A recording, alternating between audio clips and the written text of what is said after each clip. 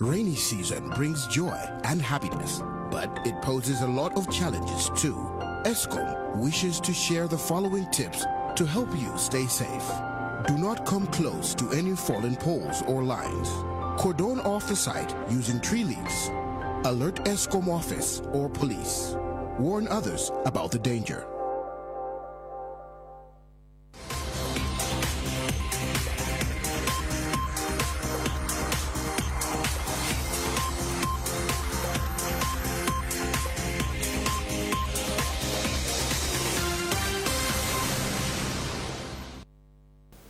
This is the latest edition of MBC News. With me, Jayne Gogodus, and our sign language interpreter is Tauson Kamalata. In this package,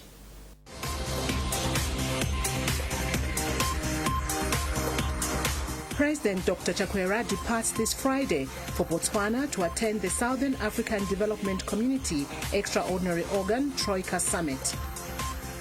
The Cross-Border Traders Association of Malawi receives a shot in the arm to fight COVID-19 and sustain businesses. In Malawi, celebrated national netball coach Griffin Saenda has died.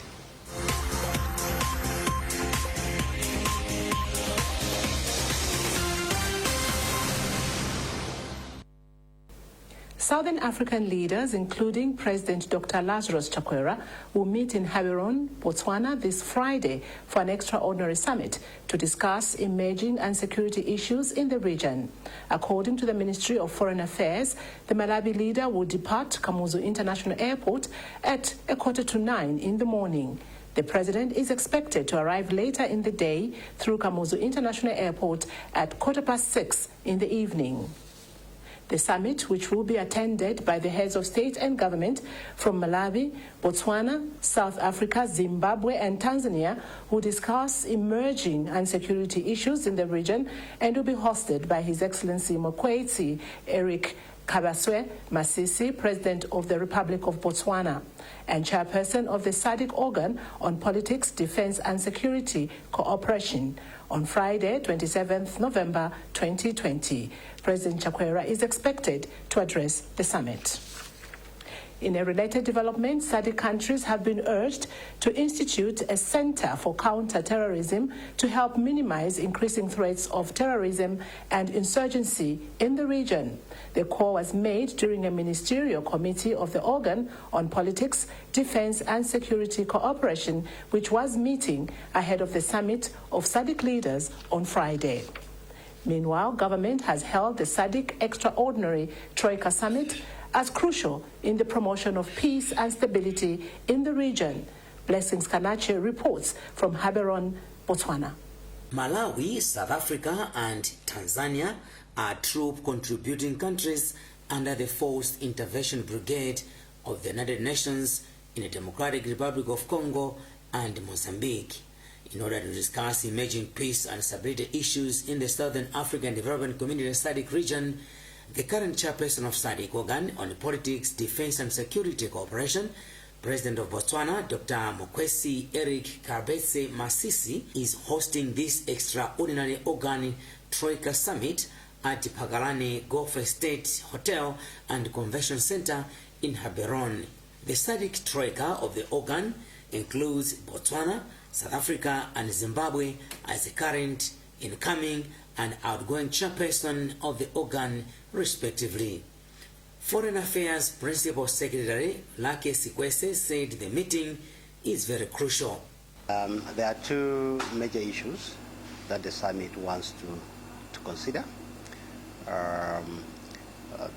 One is about the reconfiguration of the Forced Intervention Brigade in the DRC, following the engagement with the United Nations, that there be some reconfiguration to enhance the capability and management of the peace interventions in the Democratic Republic of Congo.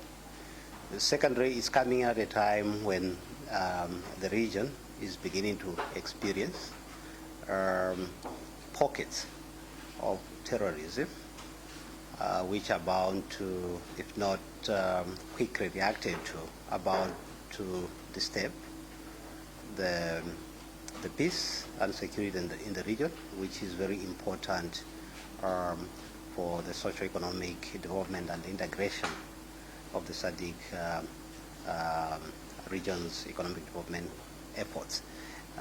Key, specifically among these, is the situation in the Republic of Mozambique, in the Cabo Delgado region.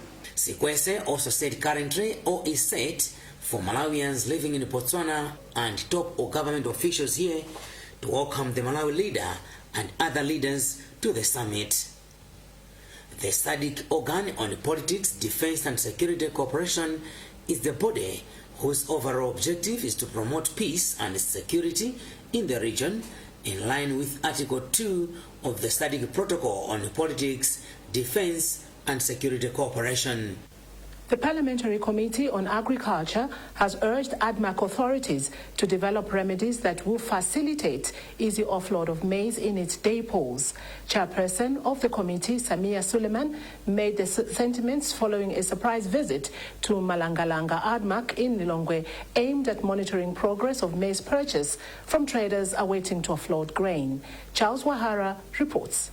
Parliament recently approved 22 billion kwacha for ADMAC to buy maize in order to fill the silos so that Malawians can access the staple grain at a fair price in ADMAC markets. Once the government released the funds, grain traders grabbed the opportunity and hit the road to sell their stocks to ADMAC. This is evidenced by a queue of trucks that are expected to offload maize in the designated depots. In the central region, ADMAC has allocated Salima, Chinkoma, Chilambula and Malangalanga as the sites for offloading the grain. Chairperson of Parliamentary Committee on Agriculture, Samia Suleiman, told MBC that ADMAC will buy 80,000 metric tons with Central Region allocated 33,000 metric tons. He expressed concern that offloading of maize from the trucks is taking time, hence causing congestion along some of the country's major roads. We thought we should come here and see how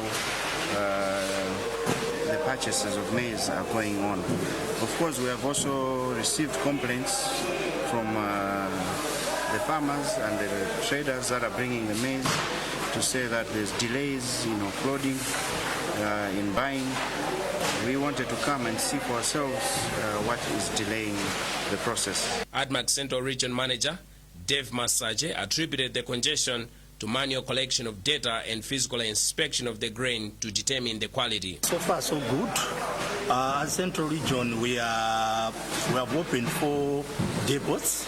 We have opened here in Lilongwe, we have Malangalanga here, and another one is Chilambula, and the other one is Salima, and the 4th one is Chinkoma in Kasungu. So far, so good. We have a good response from farmers and traders, and we think that by next week we'll have a huge tonnage. So far, ADMAC has only managed to buy 4,500 metric tons of maize in the Central Region. Charles Wahara, MBC News, Lilongwe. Cross-Border Traders Association in Malawi has been given funding to help fight COVID-19 as well as sustain businesses for its members. According to the association's gender officer, Mary Malunga, most of the funding will go to women traders as they are the most affected. Miriam Kaliza has filed this report. Since the outbreak of COVID-19, countries including Malawi closed their borders to help curb the spread of COVID-19. While this was a befitting intervention at the time, cross-border traders were hit the most. Esther Chukambili is the national chairperson for the Cross-Border Association in Malawi, and she says most people used their minimal capital for survival and not trade. Now that the Southern Africa Trust, SAT, and OSISA have funded them to continue preventing COVID-19 and also borrow money from the funding to sustain their businesses, it is a huge relief. Most of the traders, they don't have enough capital. So these loans are for women traders, for them to sustain their businesses. Gender officer for Southern Africa Cross-Border Association, Mere Malunga, says the funding is focusing more on women, since statistics show that over 80% of cross-border traders are women. So this funding is first of all to assist traders in preventing COVID-19 through provision of protective gear. but also to provide seed capital so that the cross-border traders can bounce back into business once the borders are open. 9,000 United States dollars from OSISA is for the revolving fund, while the funding from SART is meant for COVID-19 prevention measures and awareness. Miriam Kaliza, MBC News, Lilongwe. The Malawi Cannabis Regulatory Authority has taken on board concerns by various quarters of the society on the deemed exorbitant cannabis cultivation license fees. Disclosing the development to MBC, the authority's Acting Director General, Ketimo Salipira, said currently they are discussing the issue internally and will soon give a report regarding pricing queries. Concerns arose during the week over the cannabis cultivation license fee, which has been set at 7.6 million kwacha, a development which some people say will bar locals from joining the new venture. You're watching MBC News. A reminder of our top stories.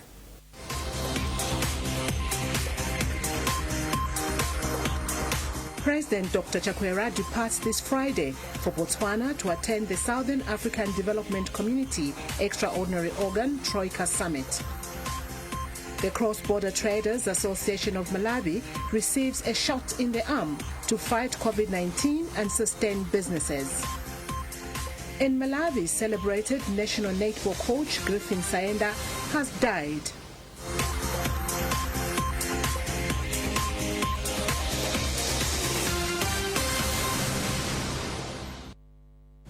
If there's one thing that all soaps do, it's wash. From buckets to basins, bathrooms to streams, and everything in between. All soaps wash. Yes, but Protex is different. Its reinvented formula with flaxseed oil boosts your skin's natural anti-germ defenses by 10 times more, protecting you against 99.9% of germs. So what keeps us healthy? Protex! Good health starts here. This is MBC.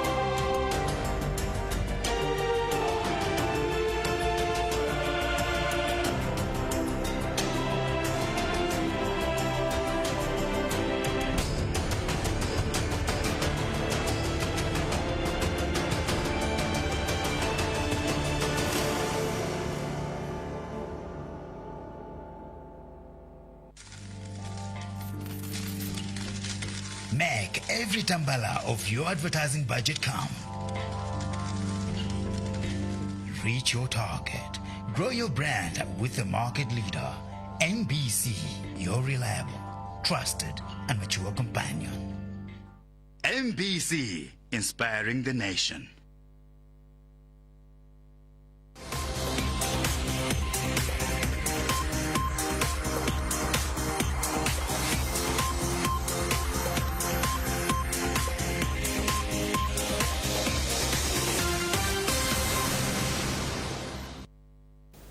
Welcome back to MBC News. Now, unity and coordination has been described as the best solution to end gender-based violence in the country. Minister of Gender, Social Welfare and Community Development, Patricia Kaliati, said this at Makawa in Mangochi during the launch of 16 Days of Gender Activism. Hassan Piri reports.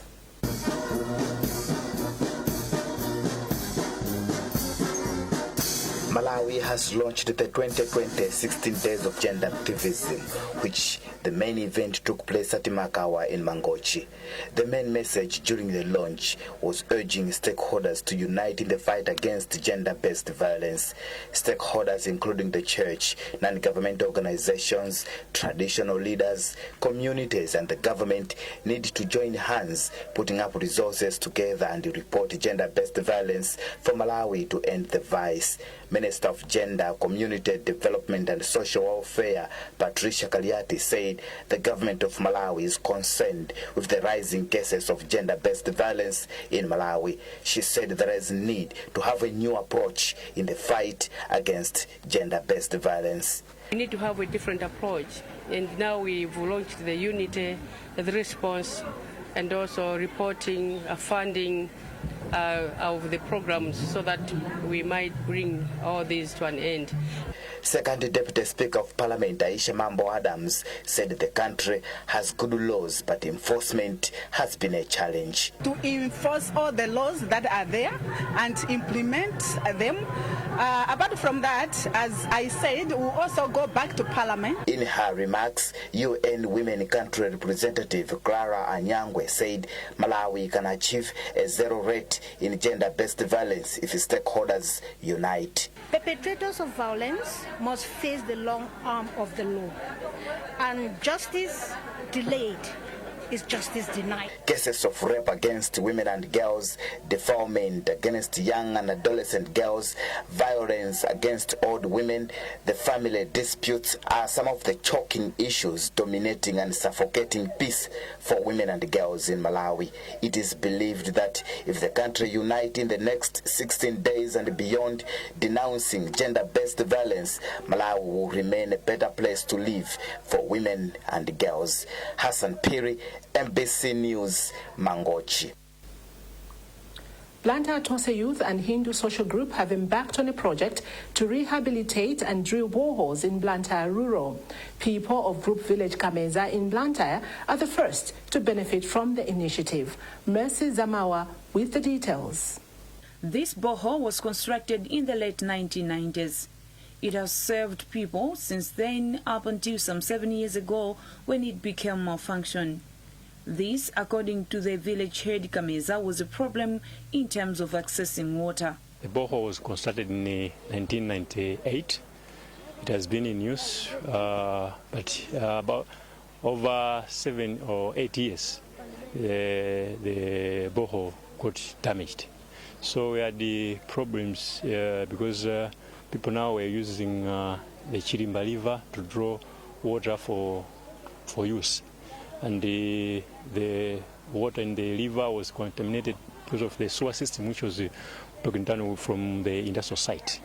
But to say about the borehole covers about 3 or 4 villages. But now the borehole is up and running thanks to a partnership between Tonse Blantyre Youth Association and the Hindu Social Group. Chairperson for Tonse Blantyre Youth, Mpatso Chaluluka, said this is just the beginning and they expect to rehabilitate and drill more boreholes in Blantyre Rural. But this is the first project to do with the rehabilitation of boreholes. And as you know, water is life. And so we thought, okay, we'll be identifying the boreholes that have become malfunctional or they're not functioning anymore. We make the assessments. Our job is to identify the communities that have got water problems and that have got boreholes that are not working anymore.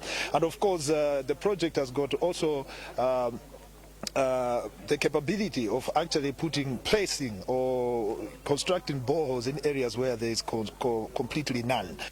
The rehabilitation works of the borehole has been done with funding from the Hindu Social Group. This is, as Patso earlier said, this is just a launch. This is just the beginning. We are planning to do as many as we can. We believe water is life, and a lot of people are struggling without water. So that's why we requested the Tonse Youth Group to locate the boreholes where they need either refurbishing or even newly built. Village head Kameza commended Tonse Blantyre Youth and Hindu Social Group for the rehabilitation of the borehole, which he said will ease water challenges in the area. Mercy Zamawa, MBC News, Blantyre. The Parliamentary Committee on Natural Resources and Climate Change has recommended that all mining in Malawi be suspended until an audit is conducted in the field. The verdict came after a heated interface between the committee and stakeholders in the industry. Charity Chiuye has compiled this report. During the interface, it was revealed that over 20 million kwacha meant for Malawians is going down the drain through illegal mining activities. The revelation moved the Parliamentary Committee on Natural Resources to invite ministries of mining, forestry, and natural resources and justice, questioning them as to why the illegal trade is happening under their watch. Throughout the meeting, it was being noted that the Minister of Mining is being lenient in the use of the Mines and Minerals Act, making the committee members to suspect that corruption is behind the ministry's approach. According to the chairperson of the committee, Werani Chilenga, there is need for an audit to establish what has been transpiring in the industry. As far as illegal mining is concerned, we have recommended that the government should completely suspend mining activities in this country forthwith until the Ministry of Mines puts their house in order, until they have got proper mechanisms of managing this industry. We have got legal instruments which have not been implemented. We passed the Mines and Minerals Act in 2019 December. Up to now, they are failing to implement it. People surrounding Kaelekera in Karonga and Ilomba in Chitipa, led by Kosa Mumutali, chairperson of the Natural Resources Justice Network, also came to the meeting. They held the decision, saying Malawi is not getting what it was supposed to get from the industry. We need to see major reforms that are going to move Malawi to the next level. Malawi really is not poor. So what we have experienced today, through the lobbying that we've been doing, last week, as I indicated, this was an emergency parliamentary committee summoning as a result of what happened last week. Principal Secretary in the Ministry of Mining, Joseph Nkandawire, whose explanations throughout the meeting seemed not to convince the committee, said they will comply with the decisions that are made. We have to perhaps to fasten up the issues that they are talking about. Because one, if you suspend the line, it means we're especially for the medium and large scale, it means we're going to lose out on the fees and the royalties. And yet we have a budget here, which has been supported by the same revenues that we collect. So maybe perhaps we need to fasten up the process. The delegation also included the Church and Society of the Livingstonia Synod, Center for Policy and Environmental Advocacy, the Department of Parks and Wildlife, officials from Kaelekera Mine, Forestry and Lotus Resources Limited. Reports have of late been widespread over informal mines in Inamizimu in Mangochi, Maringunde in Lilongwe, others in Kasungu and in Kotagota, highlighting influx of foreigners said to be taking advantage of locals by paying peanuts for precious stones. Malawi celebrated national netball coach Griffin Saenda has died. Saenda died on Thursday at Queen Elizabeth Central Hospital in Blantyre. Saenda coached the Malawi Queens. Mercy Zamawa reports. Saenda started coaching the national team in the late 1980, baptizing coaches like late Grace Sitole. Later, he became a force in the netball circles, building Diamonds, formerly Eskom, to a championship team. He then took Malawi Queens. And immediately the news of his death was announced on social media, professional netballer Mwai Kumwenda, who has played under Saenda, went to Facebook to express her sadness at the loss of Saenda, who she described as a legend.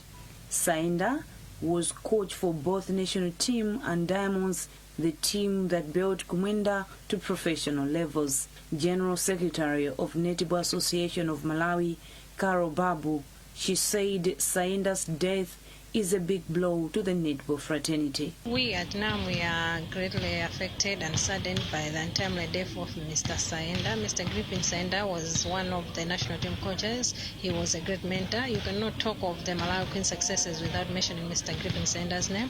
Mr. Saenda was a great man, a loving father, a caring person. I knew Mr. Saenda as a great coach Malawi has ever had, and we are going to greatly miss Mr. Saenda. We'll just ask God for Mr. Saenda's soul to rest in peace. As the world is mourning the world football icon Diego Maradona, Malawi is also mourning its own son who took netball to higher levels.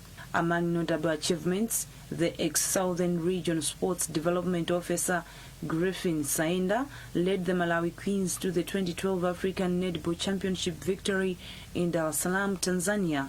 He helped the Queens to move to the 5th position in the world, and for the first time, Malawi Queens finished third at the 2016 Fast 5 Test Series in England. While serving as Kokoma Diamonds head coach, Griffin Saenda scooped all major national and regional silverware and titles on the domestic scene, including Rainbow Paints, OGISA, Toyota Cup, Standard Bank Cup, Airtel, Money Cup, Presidential Cup, and Gombeza Cup, so with the latest being the 2019 Rainbow Paints League title. The one-time Civil FC player, Saenda nicknamed himself Zagaro. Details regarding Saenda's funeral are to be known. And in the netball test series in South Africa, Malawi has lost to the hosts 25-65 in the first of the 3 matches to be played. And that's how we conclude this edition of the news. A recap of our top stories before we leave.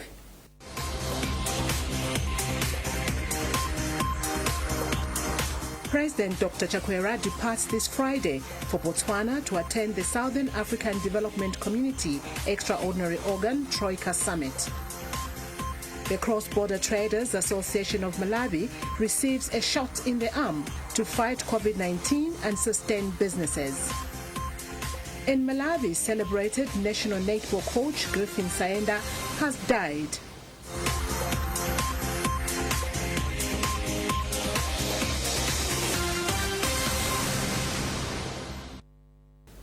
For more news, visit mbc.mw.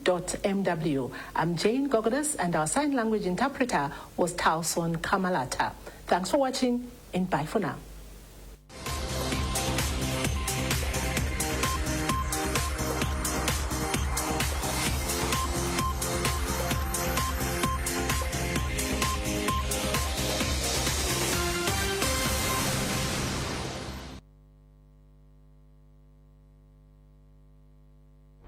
This is MBC.